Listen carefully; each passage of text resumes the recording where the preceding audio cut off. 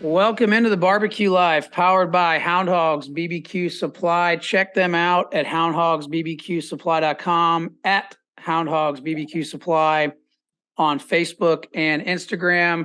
So it's a pleasure to welcome in Stephen Franklin of Das Barbecue. He's the pitmaster and founder of Das Barbecue. They're based out of Atlanta, Georgia. And I first have to give a lot of credit to Tony McGee for connecting us. Tony runs Why Not Georgia Barbecue on Facebook and Instagram, and he is all about supporting Georgia barbecue. So thank you, Tony, for making that connection. And Stephen, welcome to the show. Thank you, sir. So let's talk about it. So I always like to start with journey. I don't know why I'm always fascinated with barbecue journeys, but I am. I think it's pretty neat just to understand how somebody got to where they are. So how did all of this barbecue start for you? What was that journey like? You know, it's such a big question, but I'll give you the real, kind of the condensed answer. How about that? Barbecue is a family thing for me, and my father and his side of the family are all from not too far from where you're at. Well, a little far, but anyway, it's in southeast Georgia off I-16, Metter, Georgia, and Stillmore, Georgia. So you kind of automatically qualify just by having roots there, but not everybody's a barbecue junkie down there. So, and then you go over to my mom's side of the family, who's from deep central and south central Texas, and there is, there's a bunch of history there, including barbecue as well. So we just got a bunch of family in-laws and outlaws, and between Georgia and Texas kind of covers a lot of the states. And so Thanksgivings for me, for instance, as early as I can remember, we're digging a hole in the ground, cinder block on either side. And the first memory I have was about 150-pound hog comes in, gets delivered. And here we had dug these kids have dug about a 6-inch hole in the ground. And the rest of that. So just watching my dad and his two brothers, he's got one younger brother, one older brother. They're all, freaking out. So just realizing at an early age that whole hog barbecue is quite a commitment. So that was kind of my introduction to really doing it on your own. And then fast forward through the years, going out to Texas, getting exposed to Texas barbecue, but having that young impression that, oh, that's not barbecue. That's beef barbecue. Oh, I guess they just smoke steaks. I didn't know the difference when I was real young. So, it's not admitting that was barbecue until fast forward much later. But my father got really into it, and I would go every time we would go down to the farm in Stillmore. He'd swing through Swainsboro, and he would stop at 3 places, and we couldn't eat more than half a sandwich as kids. And my friends still joke about it today. Like, he didn't care. He was just on a mission, kind of like you said, Tony McGee. You just either have that itch or you don't. And so he would stop at a bunch of places, from Sweat's Barbecue over in Soperton, which I hadn't been around in over 20 years, but to these places that I think we probably got sick or should have gotten sick. So, there's a little hole in the walls attached to a laundromat. But it was just this experience. And he kept getting more and more into it in his own backyard. And when I was really young, like 4 years old, he would host students of his. He was a business professor at Emory University. So he started having people in his backyard. Him and my mom started hosting, quote unquote, barbecues. And because he bought this house that had an old built-in brick pit on this patio. Didn't have a clue how to use it. I don't know that I would venture to try to use that thing either if I were to go back in time. But anyway, he started getting in more and more into what we call barbecue. He bought one of the first commercial batches of the green egg. It was actually a red egg, it turned to it was almost kind of like a clay color, right? And I think that was as early as like 1979 or 1980. So watching him in the backyard, just doing a terrible job trying to smoke meats and try to find cuts right. Just being the guinea pig, and over the decades and having people in the backyard, and mom would eventually let him start serving that quasi-edible barbecue to the students and to friends and church members. And then he got real serious into about 1990, I think it was. Before Google, I tell people, before Aaron Franklin puts out the Meat Smoking Manifesto, and before, and way before that, when Myron has a bunch of books out there, and you have Dr. Barbecue and all these books I would get. These are my Christmas presents, my stocking stuffers, right? All these barbecue books. I've got a library. And, but before, if you didn't have a father, mother, friend, brother, whatever that was buying you those books, it really was just all word of mouth and trial and error, right? Family recipes, secrets, or if you knew about the competitive circuits, that's where you'd go find the real competition secrets. So Dad gets certified barbecue judge, Memphis and May and KCBS, and starts judging. He has tons of Delta miles that he can fly. He flies all over the place. So he got certified and he started judging one show after the other. And what we realized, he finally admitted when we said, "Why are you doing so much? You don't get paid to do it." And we realized he was just trying to get his own barbecue from a solid B- up to a solid B+ or maybe an A-. And so he got to know Myron. Myron came before he was a movie star. Myron came 2 or 3 times to my dad's cul-de-sac. He would hire him to come do a mock trial, a whole hog contest for his sales people and friends. And so we just had this unbelievable access to this competition side of the East Coast barbecue. I mean, look no further than Myron. That's I can't remember who all he met on the circuit, but he judged the Jack Daniel's Invitational 3 times. He Big Pig Jig several times, Memphis and May several times, and everything in between. And then of course he did a lot of KCBS blind contests, and those were my favorite because I'd invite my friends and we would get the leftovers after he took a bite out of everything, and then he'd pass the box to the window, and we would chow down on the rest. So that just became a family affair. And then he would go down to the farm on Thanksgiving and just kind of sit back quietly and let the rest of the family kind of eventually learn how to sort of do whole hog okay. But when they finally took his advice, it got real good. So that was, and then I absorbed a lot of that. And through the years, I would borrow the smokers, the trailer smokers. Some of them were really good. Some of them were really bad. He's got a barbecue man cave that Flavors Magazine did a piece on that. It's just it became the test kitchen for Das Barbecue. So, it's just in the family like some people are really into golf. Well, he was really into barbecue. So, yeah. And then I love that. That's a heck of a way to start. You start right out of the gate with a whole hog. I mean, I don't know of any other anything more difficult than to start with a whole hog. So I think that's. I started with a Weber charcoal grill and some steaks and burgers. So hats off to you, man, for starting with the whole hog. But I love that because seems like so many folks that come on the show, whether they are competitors, whether they are entrepreneurs, restaurant owners like yourself, whether they're promoters or wherever they are, if they're in the barbecue space, chances are that that came from a very early age. So I always think that's pretty cool to hear those kinds of stories. And hearing about your dad judging, you're talking about iconic competitions, Memphis and May and Pig Jig and the Jack. I mean, those are like the bucket list items for a lot of the competition folks. So I'm curious, let's camp out on the name Das Barbecue. What's behind the name? How did that come about? That's a great question. And I get it. Anytime I'm at the store, I get it several times. So again, there's a story behind everything. When you come over to Das, I'll show you at either store. There's a lot of nuances in the story. It just takes too long to answer. But the simple version was a nickname I acquired when I was a lot of a hellraiser at UGA. And I was quoting a scene from a movie, Clerks, back in when I was in Innsbruck, Austria, for a summer program, study program with a bunch of UGA hooligans, friends of ours.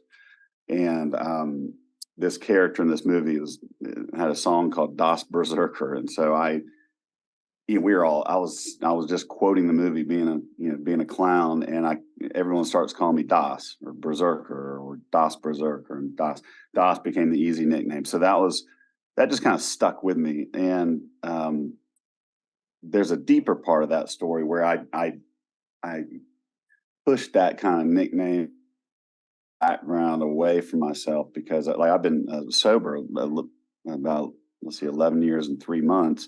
I had to really reset life. And so, but my cousins were calling me, my niece and nephew, it was Uncle Das, hey, cousin Das. And it wouldn't quit. And so 9 years ago, when I was in the brand strategy business and I was buying URLs just for fun, I bought Das Barbecue thinking, when I retire one day, I better get the URL, and this Das thing's not going away. So I was in the graphic and strategy business with heavy, really good, really talented designers and strategists at a brand agency called Sun and Sons here in Atlanta. And I just bought the URL and I thought, graphically, it's kind of like, three letters, you can do a lot of things with it. And so, but it's just kind of almost like a redemption opportunity of bringing that fun name into the sobriety part of my life, which is really all of my life and the real story of my life, the last decade and a year. And so what I didn't know at the time is I'd be officially using that name to start a brand.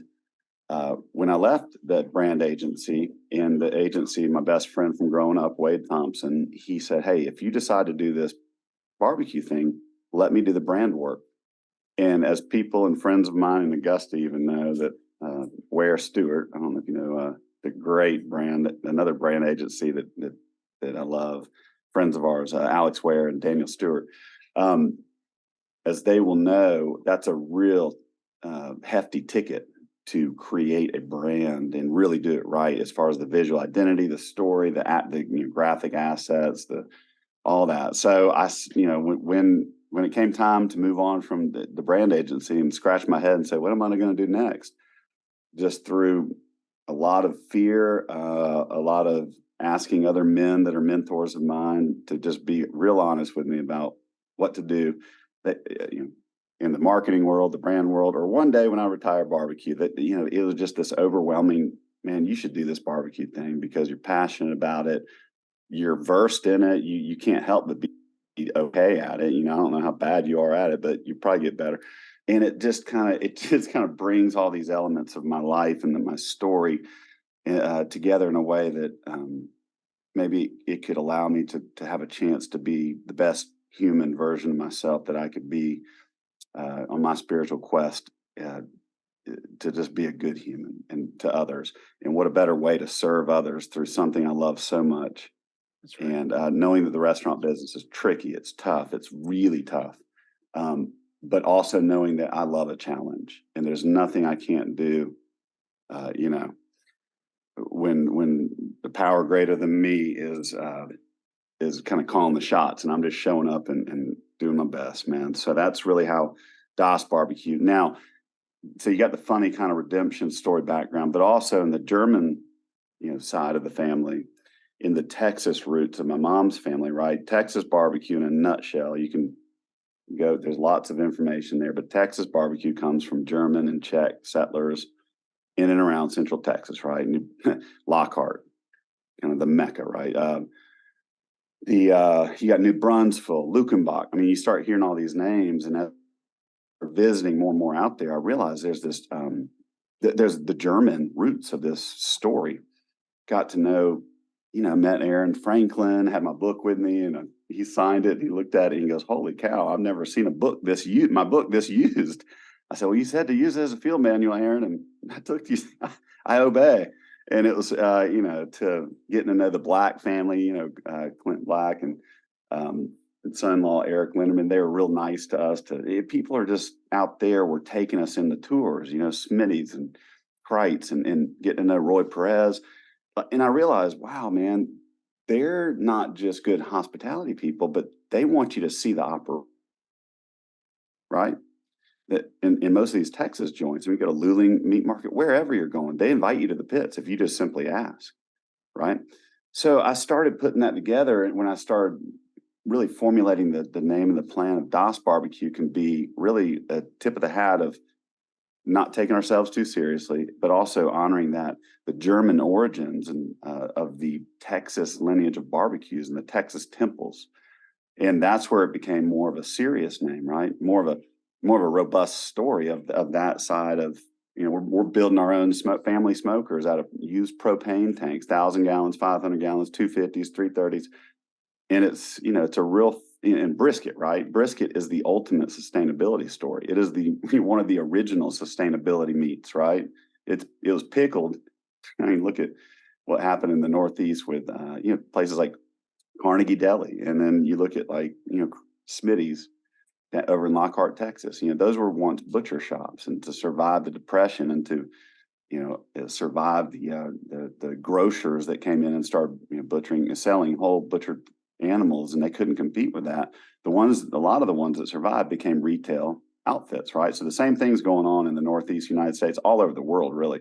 But in my world, I use that comparison. I said, because when I think of Carnegie, I think of, what do you think of when you think of a sandwich from Carnegie, right? Or a big sandwich in a New York deli? A big, yeah, big Reuben, right? Yep. Corned beef, pickled brisket. And then you think of Texas, you think, oh, smoked brisket. And if you had plenty of bad, not great smoked brisket, even in Texas, which it does exist, it's not as your chances of getting great brisket are much higher than in other places of the world. But the long and short of it is really paying attention to that side of Texas and the roots of our family. I realized people started over the past 10 or 8 years or 7 years really have started trying to figure out, oh, Texas barbecue, or Texas this, Texas that. It's you can claim it all you want, but you gotta, in my opinion, you have to understand the history and the origin that East Coast barbecue. If you really wanted to get great at East Coast barbecue, you're going to the competitive circuit, and the media and the common media, they didn't know where to show up at the big pig jig. I mean, people that know it, but it's kind of like with NASCAR 25 years ago, 30 years ago. I mean, it was nothing compared to what it is now, right? It's when people start realizing what a cult that was, it's same with barbecue. So knowing Myron, I realized the restaurants were always just kind of funny to me. A lot of them, caricature, not so much character. The pigs cooking this, pigs cooking that, pigs cooking pigs. It was all this fun stuff, and I love all that. But then Texas, it started, this element of real authority of their methodology started. I realized they were introducing that was barbecue to them. They don't have a competitive circuit really, right? So Texas has these commercial, butcher baker origins. Everything outside of Texas, including Kansas City and Memphis, is competition circuit. And so I realized I was exposed to both, but the John Q. Public, I was like, wow, man, that's a great story to start, just kind of telling at Das Barbecue, getting a chance to call it that. People go, what's up with the name? And it really jumps into a history, and not a deep history. There's so much more history. That's just the Georgia and Texas barbecue history as I know it in a nutshell. But from a brand standpoint, from a restaurant, from doing something that's not just this is a hobby for my man. No, like this is my living. I got to see the value of having a strength in story, strength in authenticity, strength in genuine, and I started out realizing, man, Georgia, if people ask, what's Georgia barbecue like, or what's Atlanta barbecue? I said, well, if you want to measure it, I would measure the winningest person in barbecue competitions who lives in Vienna, Georgia, or right outside of Vienna, right? So if you want to say that we're like anything, I would say others might be like us in whole hog. I mean, Myron owns it, right? So why would we say we're like anything else? And that became kind of my hell-bent position of, yeah, man, we're not like the Carolinas. We're not like Alabama. We're not like Memphis. We're not like Kansas City. I love all of those, man. But Georgia, I mean, is whole hog to me. So others will argue with that, and everyone wants to defend their state and their turf. But the thing is, I've got two sets of turf that I can't really claim either one 100%, right? So I just sit in the middle and tell the story and be glad that I've got access to, to all this rich history and practical knowledge of barbecue with a dad who burnt every meat 100,000 times before he got it right. And so I appreciate the art behind it. There's absolutely art. And I love what you said about, building the brand, being authentic, telling the story. It's so important, especially for, branding purposes. Yes, branding takes a long, long time, and you have to have the consistent message, every single day to make sure you're painting the picture that you want to paint. But you're right. Authenticity, being genuine, it's not very common much anymore, and so I think by doing that in and of itself, you're elevating, your brand, your restaurant above the rest. Here's a question that popped in my mind. You're in Atlanta, major metro area, a lot of competition in Atlanta, right? Everybody's got the best barbecue in Atlanta, right? My question is, how do you go about separating yourself from everybody else out there to really carve out that brand, that niche that you want to do? Yeah, I think the first thing I do is look at, forget about competition for a minute and forget about the media, forget about the noise, right? And really get focused on, in a lot of ways, is just getting, getting past all of the people maybe and all the ideas that, well, you can't do backyard barbecue commercially, right? And saying, I disagree. You got to start with that position, in my opinion. So where we started with, people, in Atlanta, if you think of Atlanta barbecue, and you were to say, and this isn't a knock on anything. This is just a kind of a truth check. Is if you said Atlanta barbecue or Georgia barbecue or, name your city, Augusta barbecue, right? And I were to ask you how many restaurants that you know of that are commercial barbecue restaurants, how many do you know of that are smoking every single day on some kind of a metal, non-motorized machine? And right, you might be able to mention a few, or you may not be able to mention any, right? And I said, okay, well, to me, that's why we started Das Barbecue. I wasn't going out to Texas and hearing people brag about Atlanta barbecue, right? It's kind of seriously, at first I was a lot more polite about it, but since some other people have decided that, that, hey, yeah, we got to use these barrels like with somewhat frequency and not just do everything in a rotisserie. I'm not bashing anyone that does it that way. All that matters is what you like. But as a person who realized I was challenged to say, hey, if you're going to preserve tradition and try to do it commercially, you're going to have to really plan this, because it's real easy to buy a $25,000 machine, buy some wet wood, because that's the only kind you're going to get with any regularity, unless you're out there picking it and storing it yourself and airing it and seasoning it. It's, there's very few people that are going to do that in a city like Atlanta, because it's not very lucrative, right? Try to get someone to go pick up a truckload of pecans from South Georgia when they have 800 trees that were down from the storm 4 years ago. No one's going to do it. So if we're going to do this thing and do it like we do it in our backyard with wood that's seasoned, that's proper, that's been dried out, we're going to really put a lot of thought into it, because most of the places that I know of, even in Metter, where I'm from, I'm not going to name names, but seeing places that I loved, going from brick pits and iron smokers to stainless steel rotisseries, was honestly, it was just really disappointing to me. But on the positive side, that got my father and myself much more interested in doing our own barbecue, because there became fewer and fewer places that were actually even going to go pay for it, because it was just inconsistent. It was gimmicky. And they were just, they started changing the formula. And that'd be like Coca-Cola, just totally redoing their original formula. And it tastes nothing like and I'm not talking about the new Coke campaign from 1983.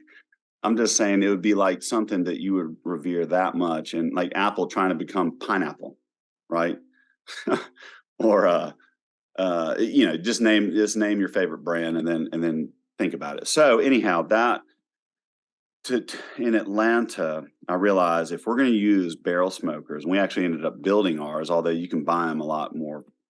There's a lot more places and fabricators that are doing smoker these days. And as you know, I mean, a lot of them out of Texas, but plenty of them in the East Coast. If you're going to buy those and actually use them on a daily basis, then this barbecue restaurant has to be planned very methodically, and we have to use design thinking, the type of thinking I got challenged to learn in the brand business with Sun & Sons, working with companies like Coca-Cola, Patagonia, Nike, Midtown Alliance, Buckminster Fuller, great, some of the amazing brands. If we wanted to become, from a method standpoint, as awesome as an iconic brand that we style our lives after, or my life after, I realized it was going to take a lot of work, because again, I quit buying barbecue in Atlanta because why am I going to go pay for something that I know someone's buying a wet piece of hickory, chopping it, sticking it in a blowtorch machine, pressing a button, walking away for 18 hours. And, that's okay for, every now and again. It was back then, but I just started getting heartburn from it. And I'll never forget. Like going to, again, just choose some really famous places, and then you go have their barbecue, and you realize, wait, what? This place, like I've been waiting my whole life to go here. And again, you don't see that very much, and you do see some of it, obviously, in Texas. But everywhere outside of Texas, it seems like the rotisserie game just became what people associated with barbecue. And so, there's been a lot of, I think, human knowledge about, just because something tastes like campfire smoke, what we're trying to do and what we, I think, successfully are doing, and others in Atlanta and others around the East Coast, and people that get it, they're trying to educate the consumer that, hey, that doesn't equal great barbecue. You may love it, and that's great. If that's what you love, cool, super cool. That has nothing to do. That's all that matters at the end of the day, is that you like it. But we're going to preserve the tradition, preserve the craft, preserve the art behind it. And we fire up barrel smokers. We happen to build ours, so we didn't do that to, flash that or fly that flag. We just did it because I couldn't get anyone to fabricate a smoker the way that I read about in Aaron Franklin's book 9 years ago when he put out, some basic plans. I said, well, I'm not going to do that, but ended up getting my uncle to do it down at the farm with he's got a robust welding. Kind of took off from there. So we realized, if we're going to be different, that's it. That's it. That's a long answer to a simple question, but you can see there's been a couple of notorious, barbecue restaurants that own other markets that have come into Atlanta, and they fail because they're counting on some kind of a marketing and sales. I wouldn't say gimmick, but it basically boils down to, hey, if we're going to try to create a cooler atmosphere that we think people will be attracted to. But at the end of the day, even people in Atlanta and anywhere else, they're eventually going to support some kind of story, some kind of authenticity, and some kind of genuine effort around the craft of barbecue. Because by the way, we use rotisserie machines. Once we smoke our butts and brisket 6 to 8 hours on the barrels every day, on hand, and proper fire management and a lot of maintenance behind it, right? Scraping out smokers, like working in a coal mine sometimes. But to do that, we did, and then send them to bed at 4 o'clock every day in a rotisserie and Southern Prides after they're wrapped, we don't need more smoke. We need even heat. And we don't want to pay people to try to stay up through the night with barrels. We're just not going to do that. We do use rotisseries.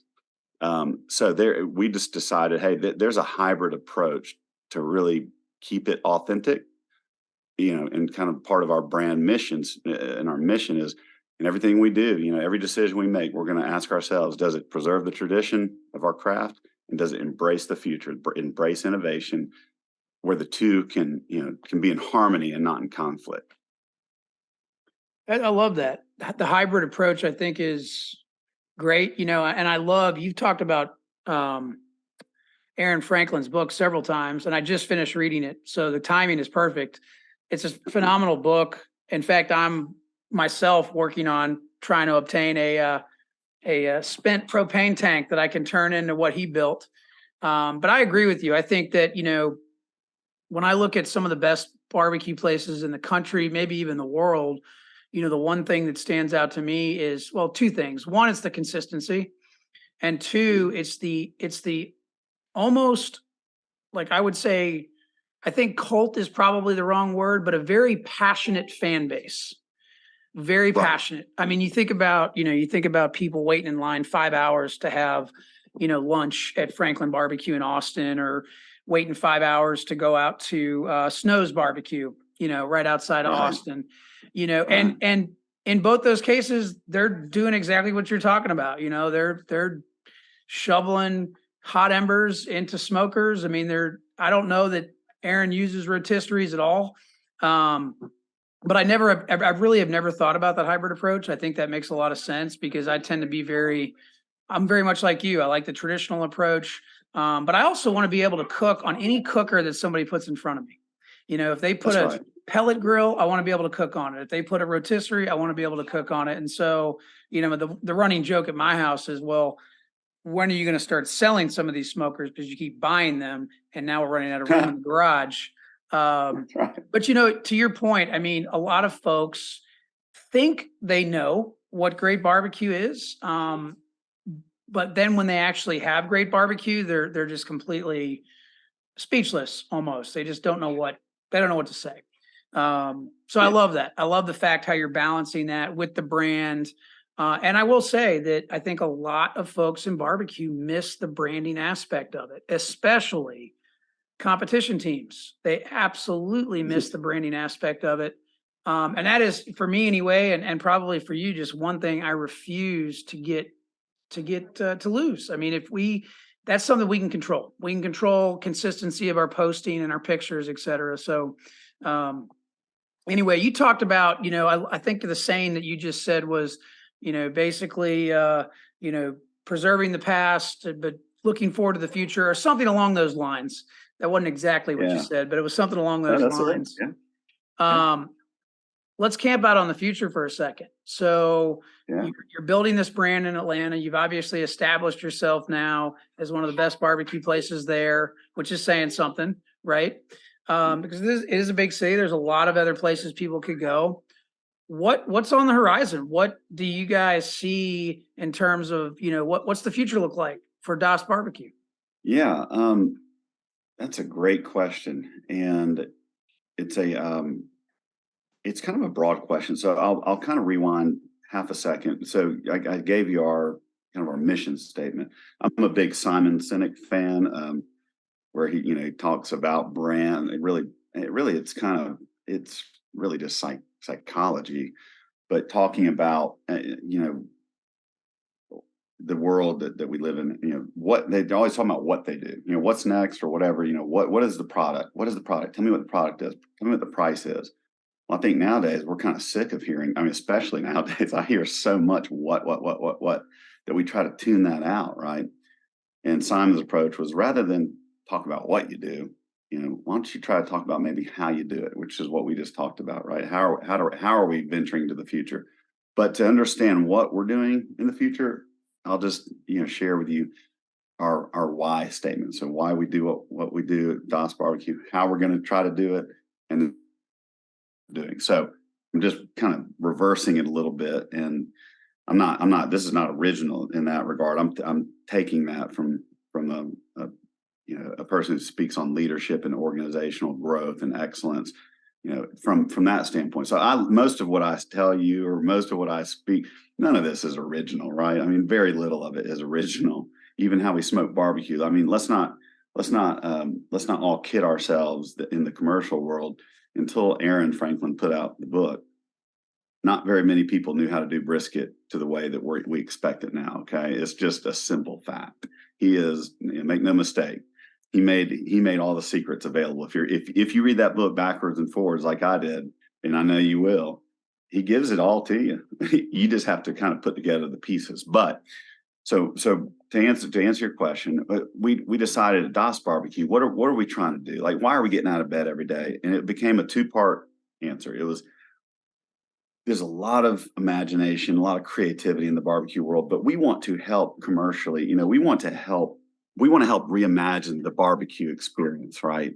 And hyphen, the second part of this is, and make it accessible to everybody. So reimagine what it can be. Even if that's dropping something that we, trying to drop something that's as much of an experience as Salt Lick is, but with as much passion and integrity as Franklin Barbecue is, and drop it right in the middle of the heart of, a mile from the Capitol in Atlanta. To us, that's reimagining it. People come in there, they go, "It's like a backyard, like with fire pits and a shipping container state." So, part of the answer questions, okay, well, we're trying to reimagine what we do. And a lot of our peers, from Fox Brothers, Heirloom, Old Brick Pit, man. You got Sweet Auburn. I mean, you got 441 South. You got all these amazing people, man. Community Barbecue. I'm naming all of my heroes that are paving the future here. These are, we are fortunate to call them peers at this point, but we still look up to them for help in answering that too. But I think we really got hell bent on, let's reimagine what's possible. Let's reimagine the experience and also provide the food. And I think that's what blows people away sometimes is, I knew it was going to be cool, but man, the food. But we have to watch out too, because people get used to that experience and it becomes a two-part challenge on consistency, right? Which is right. And that's a real business challenge, and it'll bury us if we're not careful. So reimagine the barbecue experience, make it accessible to everybody. In other words, it can be clean and barbecue. It can be refined and cool. It doesn't have to be one or the other. It's a hybrid. Everything we do, and that bleeds into what we're going to do, right? Preserve the past, embrace the future. Make it, make people that want to feel the iron and the grit and the mud, make them feel that they got all that in the smokehouses that we got. You walk through our smokehouse cathedral. It's huge at Memorial, our second store. It's so fun. But also have the place where if you're driving down the road, you look at Das Barbecue and go, "Hey, I need to go to the bathroom. That looks like a place that has clean bathrooms." And yeah, we do. I mean, that was the point. Preserve the past, embrace the future, right? Look in our smokehouse, you're going to know that we embrace that in some kind of fashion, because we're not just, we keep a cord to 2 cords of, seasoning wood on each premise. So you're going to know that we're not just doing it for show, or you hope we're not doing it for show, because there's a lot of wood to be stolen if we're not keeping our eyes on it, right? So what are we going to do in that vein to keep it authentic, to keep it accessible, to keep reimagining it? And we're not reinventing anything, but we really went, there's not much more in the East Coast side of the, how do we sell barbecue? That became much of a, what are we going to do to expand the cuisine? But if you go to, you kind of go, you have the option of going to country fried steak and pot roast and meat and three. And a lot of people do that really successfully, and that's super cool. But that's really heavy. And what we're trying to do is, find a cuisine type with using the smoked meats that we do, because we can push out a bunch of authentically smoked meat, more than I care to admit, probably. It just preparation for the future. But look to the Texas side of things, and what do you think of when you see places like Schloiter's and others? And by the way, others around Atlanta do this. I mean, Fox has done a great job with Foxeria del Sol.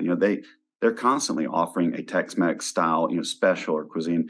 And that's it. When you look back and you understand the history of the Texas side, and they're both from Texas. My great-great-grandfather, just side note, he was a blacksmith, became a weapon builder, and for Houston, went and was his little blacksmith shop is where they drafted the Constitution of Texas in 1830s. Wow. So we've got that lineage.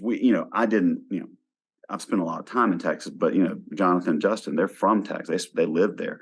And so they embrace that, and we embrace it, because if you travel out there, Tex-Mex, there's Tex-Mex, but then there's also barbecue Tex-Mex, where you use the smoked meats for that same cuisine, and there's little nuances that make it Tex-Mex. So we've been talking about, hey, how do we do that and not bastardize the brand or not confuse the audience and this, that, and the other. So look no further than going back to Son and Sons and say, hey, we've got a brand challenge. We know what cuisine we want to do. It will more opportunity to have a smokehouse and then nearby have 2 or 3 or 4 outposts that are maybe shipping containers, maybe they're breweries, they're places where we can take the food. And I know that, we all, I unfortunately know the health code better than I care to, as far as what you can do with pop-ups and mobile units and things like that. Texas, people get confused because they see Texas operating as really, you can't do the things from a food standpoint, from the health department in Georgia that you can in Texas because of the way that it's regulated. So we have to be really cautious on how we do that. But once you understand how to do it, the idea is, okay, we can have a castle, we call it. They have Texas temples. I said, we're going to build Georgia castles, right? We got a few of them in Atlanta now that have been around longer than a decade, but that's kind of a new thing. So Tex-Mex, Das Cantina, like really embrace the South Central, South Texas story behind Tex-Mex, which really the term itself comes from the Texas Mexican Railway that separated the border in 1839, and going to say, okay, what's up with the origin of that? When did it first start becoming used in a culinary standpoint? What's the story? And man, there's this whole story there that's so cool. I can't wait to introduce it. We just had our first download with Wade Thompson and his team at Son and Sons. We are blessed to have that as he has a lot of sympathy on me because he knows I can't pay for that kind of brand service. But in all seriousness, the first rounds of that visual identity and what it's going to be and where we're going to do it, we've already got our first 2 outposts here in Atlanta, and it's going to in the food using our smoked meats that you get 22 hours of smoke and cook for both the brisket and the pork and everything beneath that. It's just a natural kind of home run. But again, it's a restaurant challenge. We got to make sure we manage it correctly.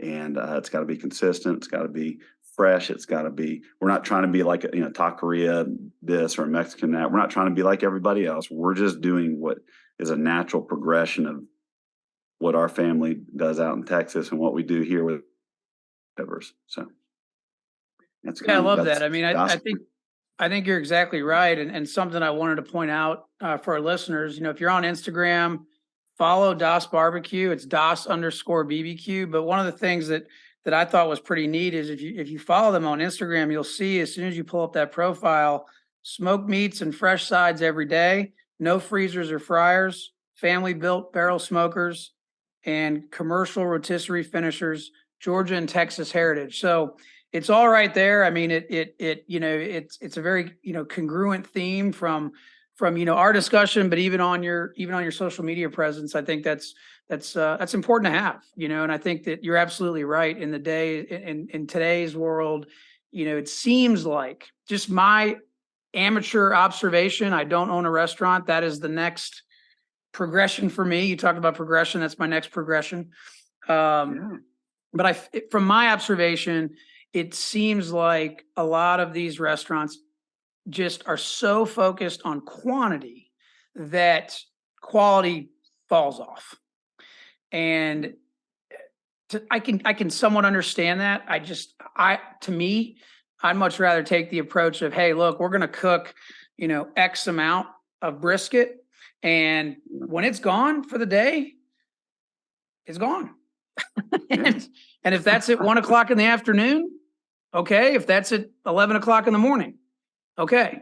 Because that's the one thing I've noticed, some of these places, and anytime I go to a barbecue restaurant around here, I always ask them, like, hey, can I talk to the pit master? Can I see the pits? Blah, blah, blah, blah, blah. And I always ask how much meat you cooking every day, answers all over the place, but 3, 4, 5,000 pounds of meat a day. Unless you have a staff of 30 people, I don't see how you can keep the quality on that much meat at the level that you want it, and, I think I know we mentioned Aaron Franklin several times, but, reading his book and then listening to you speak about him just made me realize that, that the model, I can kind of see a very similar model that you're building, that Aaron's building, somewhat, because Aaron's all about, preserving the past, and he's got the big propane, cookers, and 6 of them or however many it is. And so, yeah, I just think that's the congruency that you have amongst, between, the discussion and your social media, I think is something to point out. And I think that it's important for listeners who are interested in starting up a restaurant or a food truck or some sort of barbecue brand to take note of that, because you certainly don't want to be like everybody else. And while I'm on that note, make sure for our listeners, you take some time to follow Das BBQ. Again, it's Das_BBQ on Instagram. It's Das BBQ on Facebook. DasBBQ.com is their website. You can check that out there. Last question I had for you, Stephen, just before we wind down a bit, really has to do with some words of wisdom. Kind of like to end the show on words of wisdom. And most times, when we have a competition team on here, we're talking about words of wisdom for teams starting up and et cetera. But this is a little bit different. You're a restaurateur, for lack of a better term, if that applies. I don't know the technical definition of a restaurateur, but it sounds good. No, I play with fire. But yeah, no, I respect restaurateurs. There you go. Pitmaster is probably a better word, but for those that have that passion, have that fire of barbecue, have that history of barbecue, that say to themselves, "Hey, I want to do this thing. I want to start up my own restaurant." What are some words of wisdom you'd have for them?